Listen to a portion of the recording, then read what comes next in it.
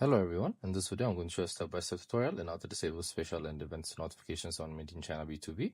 So first we're going to go to the app, then of course we're going to have to sign in, then we're going to click on my account, then again we're going to click on settings on the top right corner, then here we're going to click on notifications, then from here the specials and events have been turned on, so you guys are going to turn it off.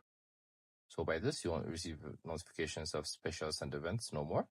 So this is how you do it. It's as easy as that.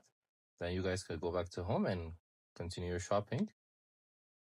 We also have different videos in our YouTube playlist. I hope you guys check them out.